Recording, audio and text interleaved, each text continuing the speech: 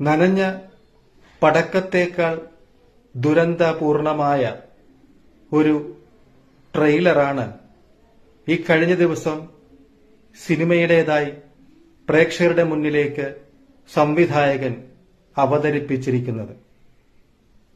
അമിത പ്രതീക്ഷകളുടെ ഭാരം ഒട്ടുമില്ലാതെ വേണം ഓരോ പ്രേക്ഷകനും നാളെ തിയേറ്ററിലേക്കെത്താനെന്ന് സംവിധായകൻ ആഗ്രഹിക്കുന്നുണ്ട്.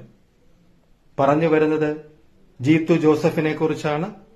സിനിമ ദൃശ്യം 3-ാം ഭാഗം. ആദ്യ 2 ഭാഗങ്ങളിൽ നിന്നും വ്യത്യസ്തമായി ജോർജ് കുട്ടി എന്ന നായകന്റെ ആത്മസംഘർഷങ്ങളിലൂടെയാണ് സിനിമയുടെ തിരക്കഥയുടെ സഞ്ചാരമെന്ന് കൃത്യമായും സംവിധായകൻ സിനിമയുടെ പ്രൊമോഷൻ പരിപാടികളിൽ പ്രസ്താവിച്ചു കഴിഞ്ഞതാണെങ്കിലും പ്രേക്ഷക ലക്ഷങ്ങളുടെ അമിത പ്രതീക്ഷകളുടെ ആകാശ വലിപ്പത്തിന്റെ ഭാരത്തെക്കുറിച്ച് ബോധ്യവും അദ്ദേഹത്തിന് ഉണ്ട്.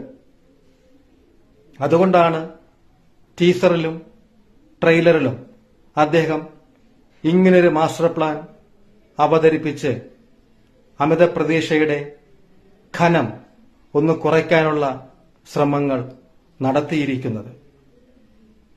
എന്തൊക്കെ തന്നെ പറഞ്ഞാലും സിനിമയെക്കുറിച്ചുള്ള പ്രതീക്ഷകൾ വാനോളമാണ്. മികവാർന്ന തിരക്കഥ കൊണ്ടും തികവാർന്ന സംവിധാനം കൊണ്ടും ഈ പ്രേക്ഷകരുടെ പ്രതീക്ഷകളുടെ ബാധ്യതയെ മറികടക്കാൻ സംവിധാന പ്രതിഭയ്ക്ക് കഴിഞ്ഞാൽ പിന്നെ പിറക്കുന്നത് ഒരു പുതിയ വിജയചരിത്രം തന്നെയാവും. നിർത്തുന്നു പ്രൊസസോൺ.